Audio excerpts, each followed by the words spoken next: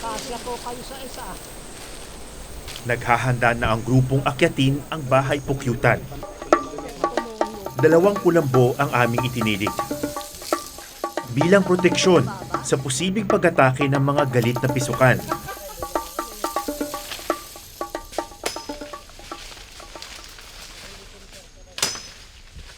Si Tatay Abling naman nangolekta ng mga dahon at baging para gumawa ng pausok. Banuot ang tawag dito at gagamitin para itaboy ang mga insekto. Bakit mo magkahalo itong tuyo Para sariwa? umusok. Mm. At pag walang tuyo, walang sarewa, ayan ay liyab na malaki. Liyab lang. Oo. Oh.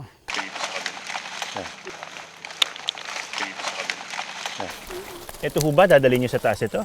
Ito yung dala sa taas. Ano ba yung ayaw ng bubuyo? Kapag umakit kayo, anong iniiwasan nyo para hindi kayo makagat? Dapat tahimik. Pag maingay, pinupuntahan din nila. Ayaw ko na magsalita bigla.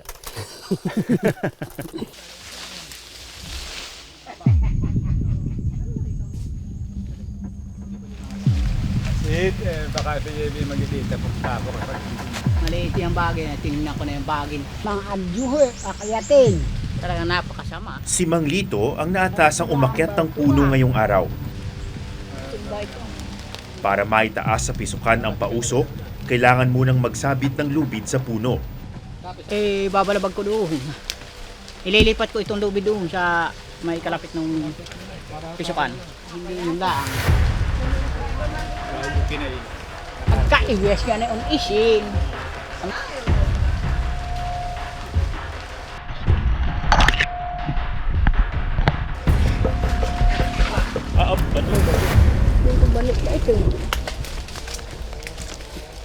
Tuwing namumuhag ang mga mas nakatatanda, narito rin ang mga batang dumagat upang tumulong at manood. Pagkadating siya may kalaitan. Ang anak ni Tatay Abling, pinag-aaralan ng bawat kilos ng kanyang ama.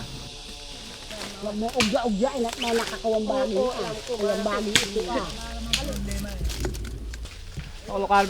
Nag-e-ensayo na rin siya sa paggawa ng sarili niyang banuot. Masama. Bigita mo kuya ka lang. Wow.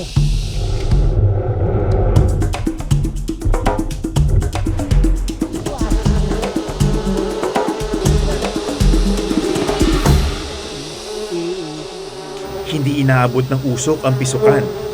Kailangang baguhin ang diskarte.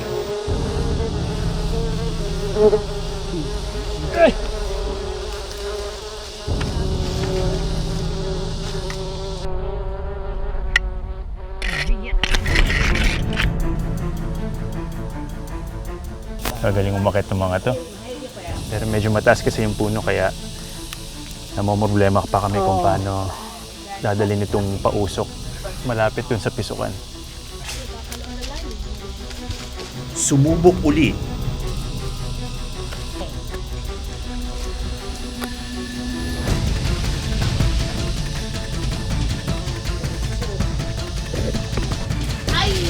Uy! Mabutit walang tinamaan. Sumubok sa pangatlong pagkakataon. Oh, hali! Bati!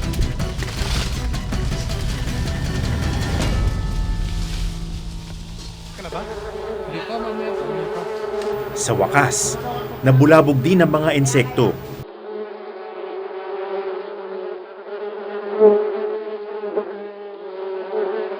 Sa pag-alis ng mga pisukan, ang kulay itim na kumpol, unti-unting naging dilaw. Ito na ang bahay pukyutan, ang pakay ng aming grupo. Ay, lumilipad na! Teka, nasama ako sa inyo. Sige sir, pwesto ka. Alam mo. Nababa na sila, nababa na ba? Ano nga? Ito, nagsitago na kami sa dala namin kulambo. Kung tutuusin, kung sila-sila lang, hindi sila nagdadala ng kulambo. Sanay na sila dun sa mga kagat ng bubuyog. Pero Pusparo! dahil nandito tayo, para mas safe. Tago kami dito. Medyo nahilo ata ito kasi galing ito dun sa taas. Kaya kaya nating hawakan. Pero para lang magkaroon kayo ng idea kung ano itsura ng mga bubuyog. Kamangha-mangha ang susunod na nangyari. Ang kinatatakutang mga pisukan, hindi umatake. At tila nagparaya na lamang sa hiling ng mga katutubo. Oh!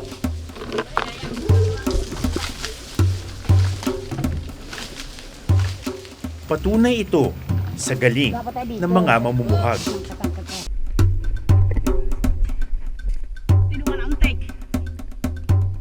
Unang inilaglag ang bahay pukyutan na naglalaman ng maliliit na bubuyog. Boy, tram pala nalaglag sa tinigan. Patingin. Oo, ang alida. Laki. Ito hong mga to, Ay yung kuha niya. Og baby. mayroong baby sa loob. Kinakain din ho yan. Oo, yan ang pinakabusog. Arintang halian. Nasaan ho yung pulot? Baon pa.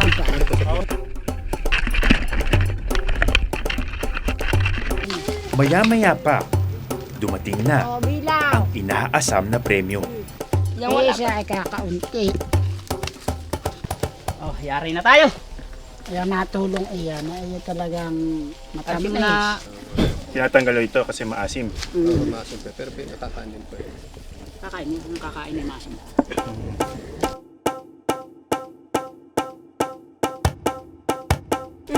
bigyan mo. Bato Ringil. Ang sarap. Para ako si Winnie the Pooh nito.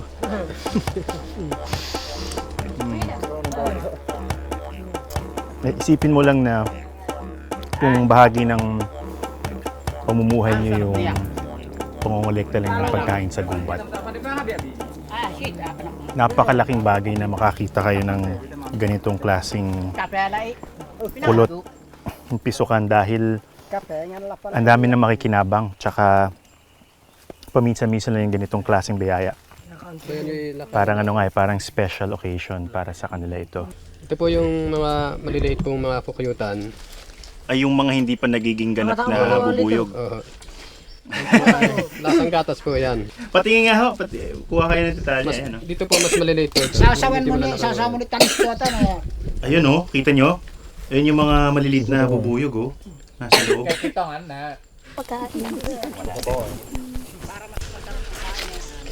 Parang ito yung sausawan. Ganun. 1, 2, 3, toast. Yun.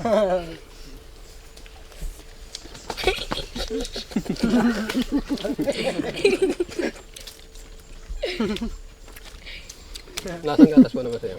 Ayokong isipin kung ano yung kinakain ko. Ito yung kinain natin kanina. O sino may Nasa dadala loob nito? nung pukyutan. Ito yung mga baby na bubuyog. Ba ito pa? Yung lasa niya Dadalhin ba kayo ito? parang Awan. parang creamy.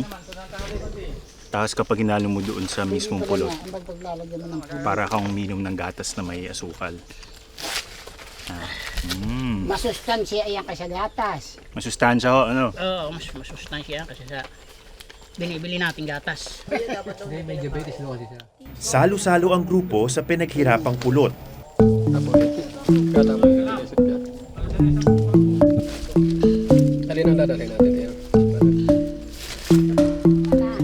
Pero pakonti-konti lang muna ang kain.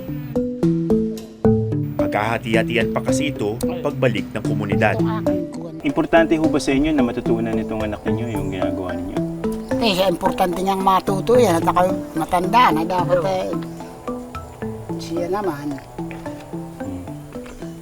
Pag yabang ako malakas, pag hina ako. Kasi sino pang aasahan nila?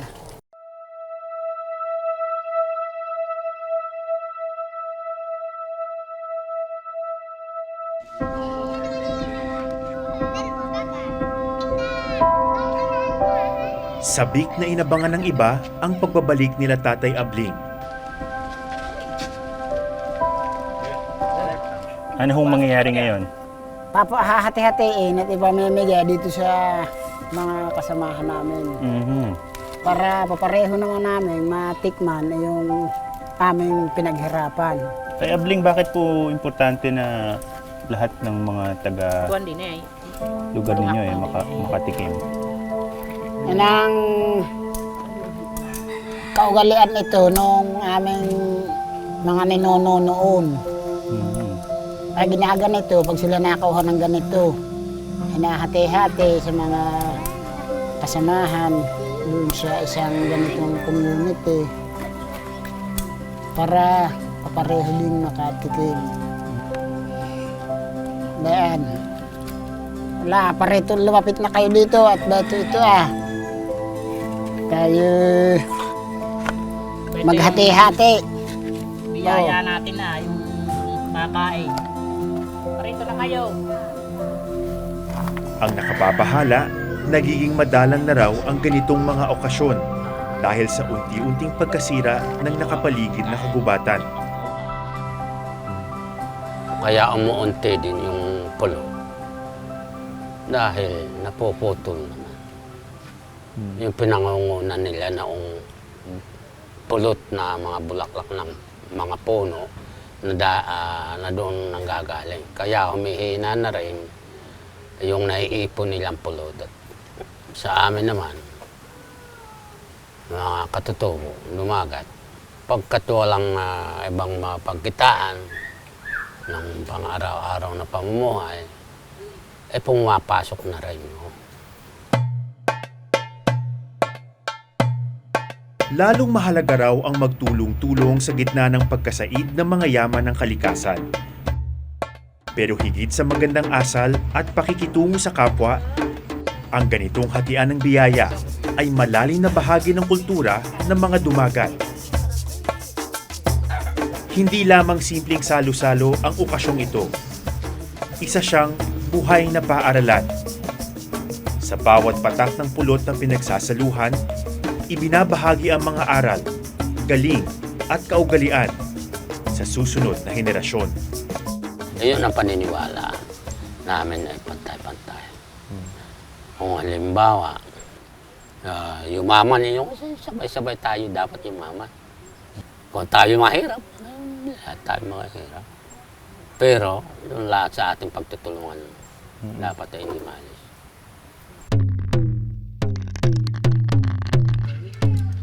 Pero ngayon, panahon na para magkaalaman. Totoo bang nakalalasing ang pulot ng pisukan? Tatagay na ako. Pag nag-iinom, ang nauna yung butilyero. Kaya akong mauna. Sige.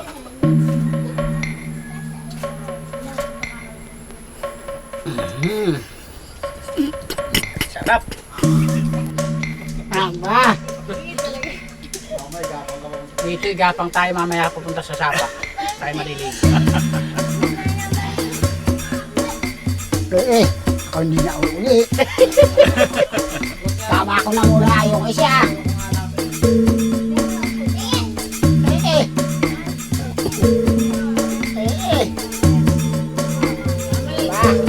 Kasamit.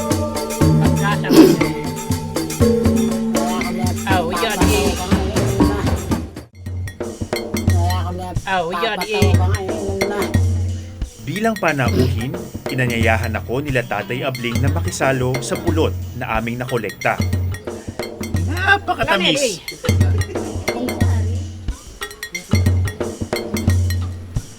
Maka mo. Imbitado ang lahat, pero iilan lamang ang nangahas na makipag-inuman. Ay, napawid ako. Sabihin mo ba na kita mo eh. Tumandit ka mo di. Ngayon tayo na dami na. Makadapat.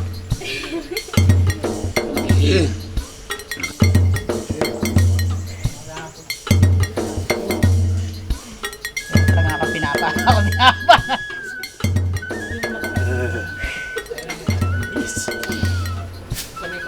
Parang ano ko na tayo, parang pagkain ko na pang isang linggo.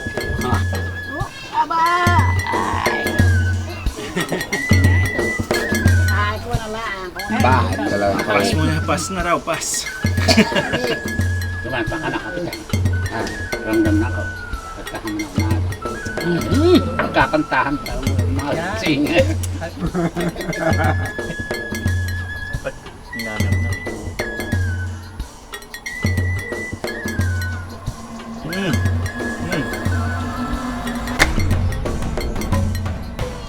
Maya-maya, nakisali na rin sa pag-inom ng pulot, maging mga bata. Right! Kumuha ka muna ng tulog. Sorry mo. Yan. Kalian pa ni Chico ni Tagayen. Habang tumatagal, nagiging malinaw na hindi lasing na tulad sa alak ang epekto ng pulot na iniinom namin ngayon. Ayoko na ng matamis na kahit na ano sa buhay ko. Gusto ko na humiga. Nanantok ako eh.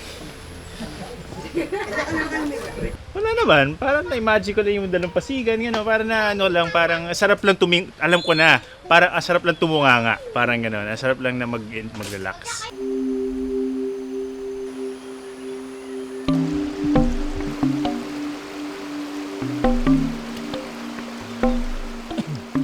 Ano ang totoo tungkol sa pulot ng pisukan?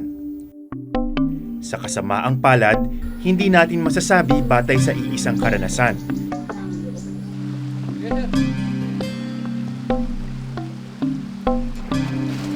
Payak lamang ang buhay ng mga dumagat.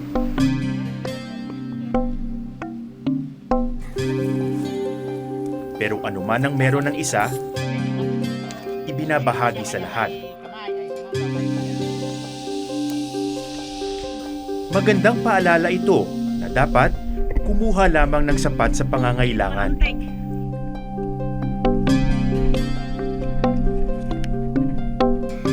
At huwag magpakalango sa pag-ubos ng biyaya ng kalikasan.